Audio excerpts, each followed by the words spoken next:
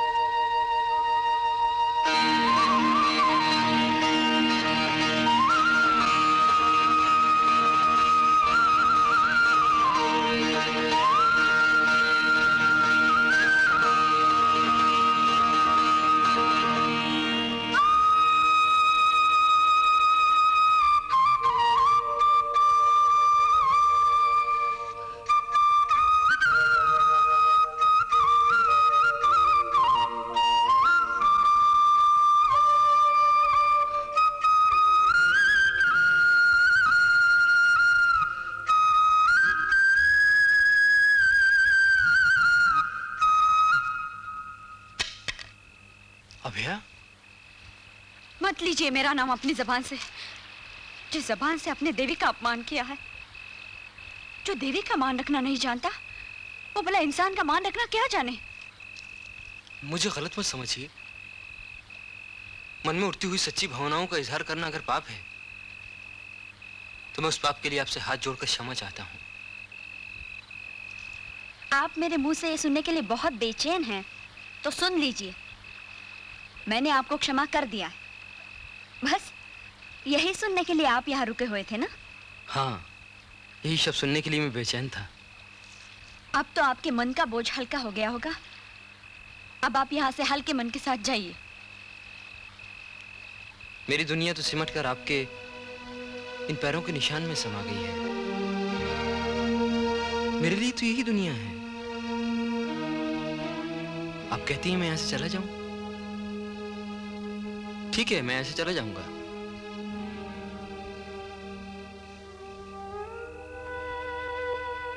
लेकिन इस दुनिया को छोड़कर मैं सिर्फ दूसरी दुनिया में जा सकता हूं। मुझे आज्ञा दीजिए। ये क्या कर रहे हैं आप? नहीं अभया, मैं फिर जन्म लूंगा। मुझे 1000 बार जन्म लेने पड़े तुम्हारे लिए तो मैं 1000 बार जन्म लूंगा। लेकिन तुम्हारे इस नफरत को अपने प्यारे बदले बिना मेरी आत्मा शांत नहीं होगी। छोड़ो मेरा हाथ। नहीं, मैं नहीं छोड़ूंगी। अभया, मेरे जीवन का बस अब यही अंत है। छोड़ो मेरा हाथ। भगवान के लिए ऐसा न कीजिए। आपको मेरी सौगन, आप ये फूल मुझे दे दीजिए।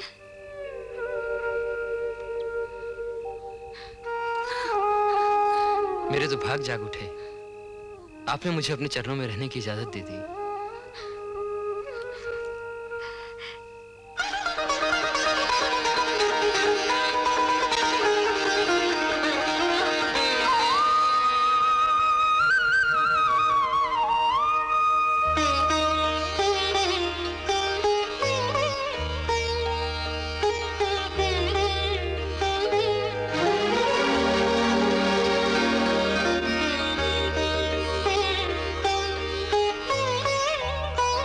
अभया, कहाँ थी तू?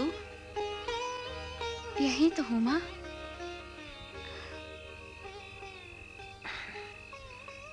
बहुत अच्छा किया कि हमारा प्रस्ताव तो मान लिया।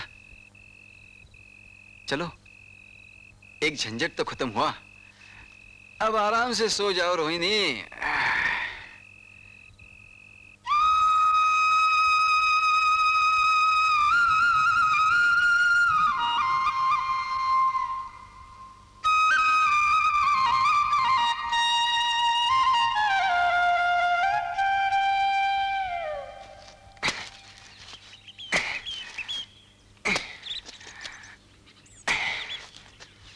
अरे रोहिणी, क्या है काकी? अरे तूने अभया की बात अभी तक नहीं चलाई उस लड़के से? कौन सा लड़का? कोई सपना आया क्या? अंधी जरूर हूँ, पर तूने क्या मुझे बहरा भी समझ लिया है? अरे वही लड़का जिसको तूने अपने घर में मेहमान रखा है और जिसके लिए पंडित जी कहते हैं मानो भगवान का अवतार है। जब सारी राम कथा सुन ली तो ये नहीं सुना कि हमने उसको अपने घर से निकाल भी दिया? अरे हमने भूल खाई थी, वो भला आदमी नहीं है। उसका धर्म बनता था कि वो गांव से चला जाए, मगर वो यहीं पे है। हमने और भी पूछताछ की ना, वो अभया के योग्य नहीं है। अरे तुम घबराना नहीं, हम अभया के लिए ऐसा रिश्ता खोज कर लाएंगे जैसा पंडित जी ने कहा था, देवता का सच्चा अवतार। हाँ, लेकिन तुम इस अधर्मी को भूल जाओ।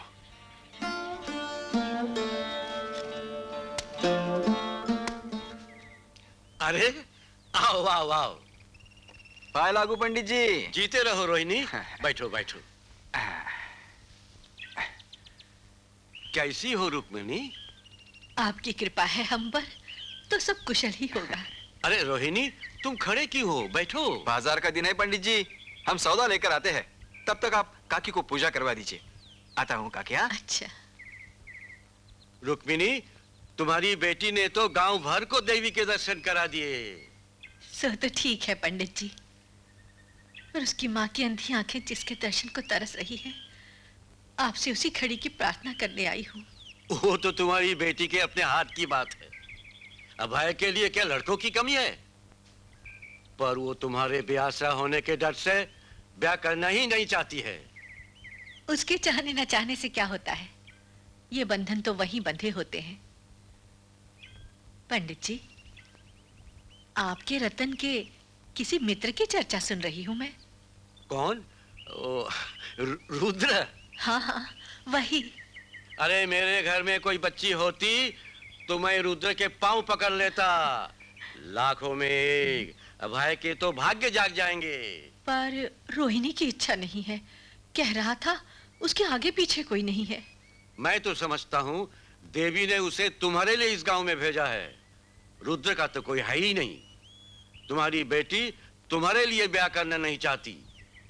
बेटी दामाद तुम्हारे बुढ़ापे का सहारा बनकर रहेंगे।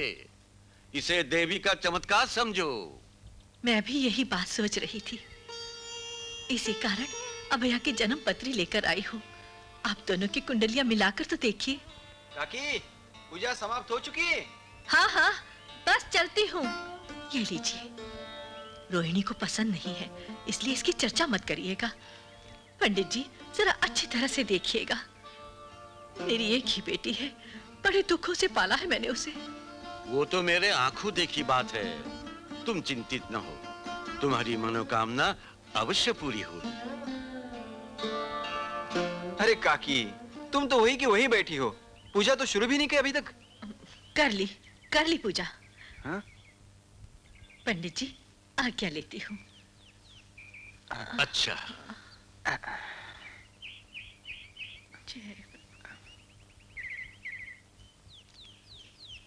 अच्छा, चलते हैं पंडित जी। जीते रहो बेटे।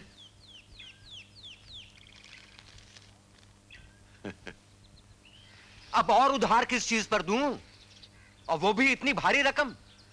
ना ना रुकने ना, अब मैं एक दमड़ी तुमको उधार नहीं दे सकता। तुम्हारा घर जेवर सब 13 साल से मेरे पास गिरवी पड़े हैं, अब तक तुम सूद का हिसाब भी नहीं चुकता कर पाई हो। अरे लाला, जब से भगवान ने ये धरती बनाई है, किसी लाला का सूद कोई रुक्मिणी चुका पाई है जो मैं चुका पाऊंगी? लाला, तुमको मेरी जमाई की खबर नहीं है, वो 12वें दर्जे में अव्वल लाया है, अव्वल। पंडित जी कहते हैं वो देवता है। देख लेना, एक दिन वो जरूर डिप्टी कलेक्टर बनेगा। भगवान करे ऐसा ही हो, वो जल्दी से डिप्टी कलेक्टर बन जाए और मेरा हिसाब चुकता करे। लेकिन ये तो मेरा ग्राहकी का समय है, इसे तो खोटा मत करो बहन। जाओ, नमस्ते। अब वो रोहिणी बाजार से आ जाए तभी जाऊं ना। लाला, मुझे तुमको तुम्हारे मित्र का एक संदेशा भी देना था। मित्र? हाँ।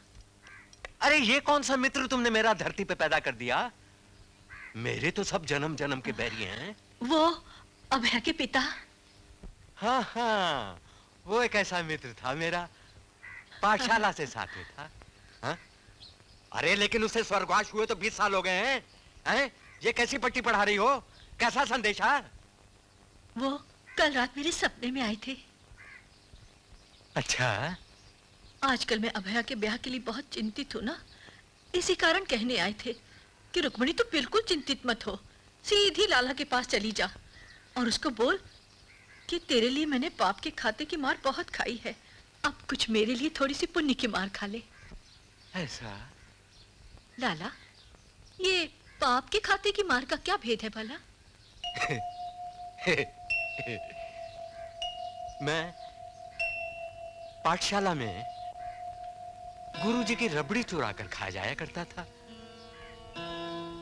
और ये मेरा मित्र मुझे बचाने के लिए दोष अपने ऊपर ले लिया करता था। गुरुजी की संठियों की मार बहुत खाता था। अच्छा लाला, हाँ? वो फिर सपने में पूछने आए कि लाला ने क्या जवाब दिया, तो क्या बोलूं? कहना, मित्र ये तो खाता ही अलग था। उस खाते में तो पिछली 7 पीढ़ियों की पूंजी भी लगा दूं, तो भी मैं उसकी उस मार का उधार नहीं चुका सकता।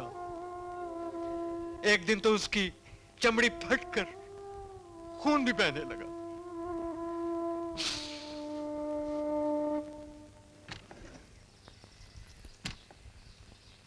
रुक्मिणी। हाँ लाला। अभी तू ब्याह के खर्चे के लिए ये ले जा। और सुन, बच्ची के गहने भी तो मेरे पास गिरवी पड़े हैं। उनके बिना वो दुल्हन कैसे लगेगी? है? अरे ये हार तो मेरे दहेज का है। हाँ, हाँ। अच्छा लाला, अब तुम मेरा अंगूठा लगवाकर मकान की लिखान पक्की करा लो। अरे अभी तो उस खाते की बात मत कर, ये तो खाता ही अलग है रुक्मिणी। काकी, तेरा काम हो गया काकी? हो गया रोहिणी। हाँ? आज बड़े शुभ मौके पर लाया था तू मुझे लाला के पास। राम राम। राम राम बहन, जाओ जाओ। अच्छा, आओ काकी, आओ। रोहिणी, ले संभाल। ये क्या है? ये अब तक तो मेरा धर्म था, आज से ये तेरा धर्म हो गया है बेटा। अरे काकी, हमारी बुद्धि में सीधी बात नहीं घुसती और तुम हमसे पहले यह बुझवा रही हो। मैं अंधी अपाहिज क्या कर सकती हूँ भला? अभी आके ब्याह का सारा बंदोबस्त तुझे अकेले ही तो करना है।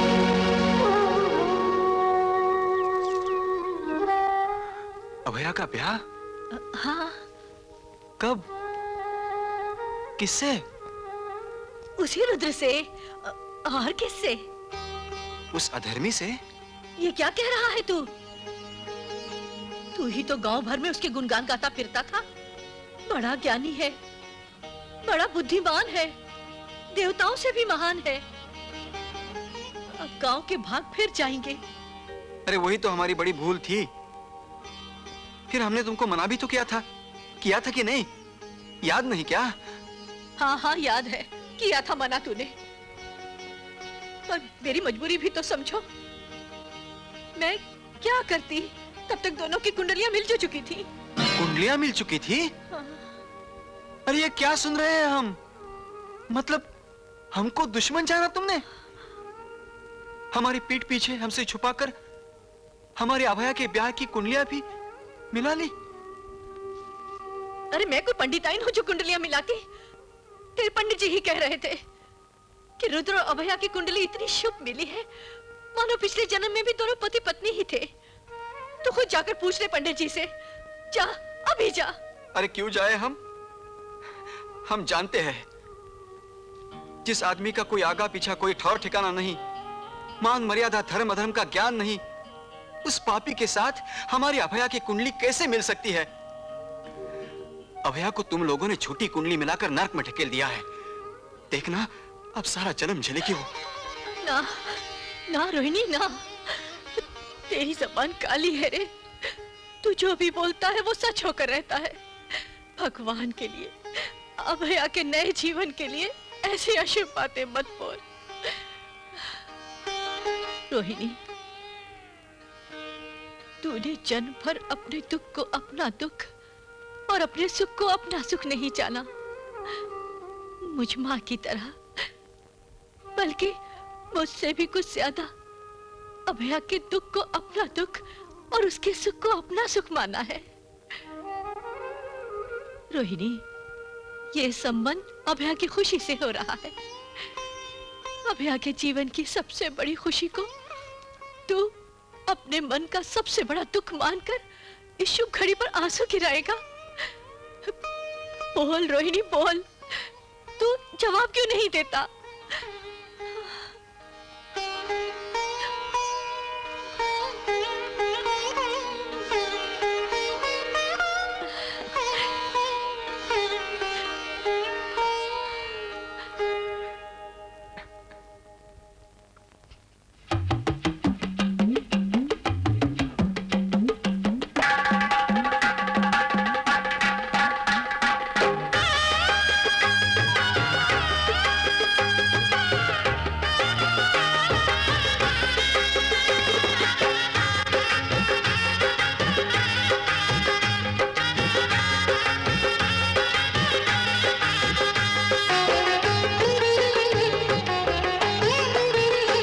शहनाई बरसाए घर आंगन में प्यार, शहनाई बरसाए घर आंगन में प्यार, खुशियों से महके तेरा संसार।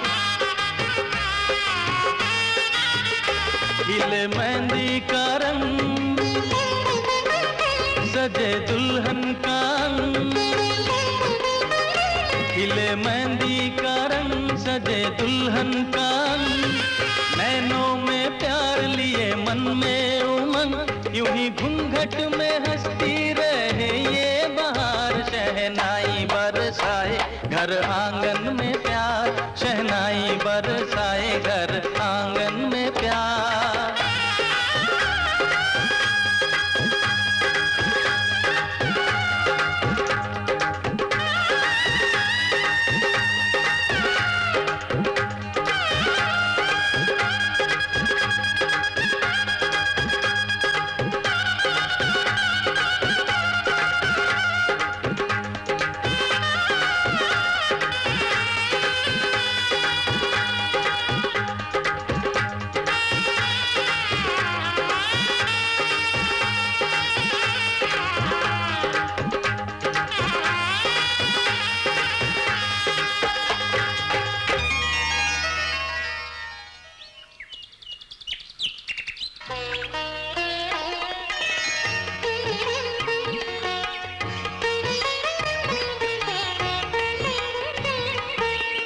तू ही मेरे सपनों के मंदिर की मूरत, मेरे मन दर्पण में तेरी ही सूरत, जीवन तुझ पे वारा, तू है मेरी धड़कन,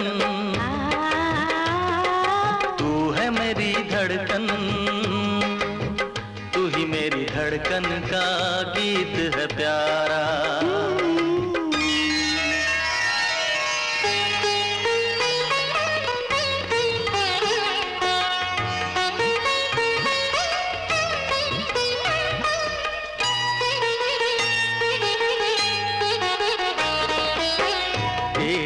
कदमों के नीचे मैं स्वर्ग बसाना चाहूं, तेरे कदमों के नीचे मैं स्वर्ग बसाना चाहूं, तेरे जीवन को ऊंचा आकाश बनाना चाहूं, तुझे 7 रंगों का झूला झूलाऊं, किया है जो वादा वो वादा निभाऊं, जीवन तुझ पे वारा, तू है मेरी धड़कन, तू है मेरी धड़कन, तू ही मेरी धड़कन का गीत है प्यारा।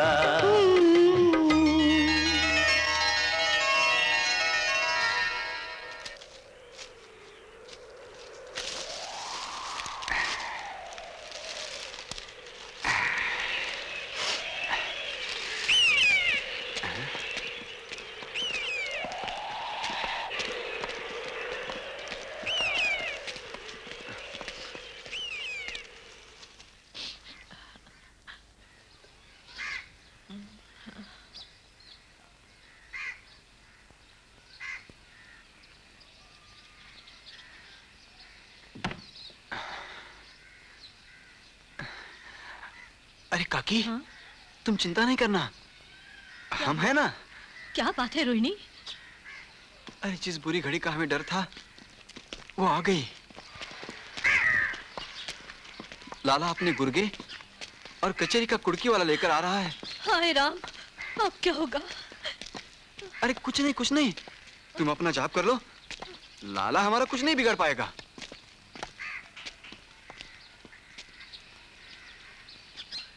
राम राम रुक्मिणी बहन, राम राम। आओ आओ लाला, पधारो।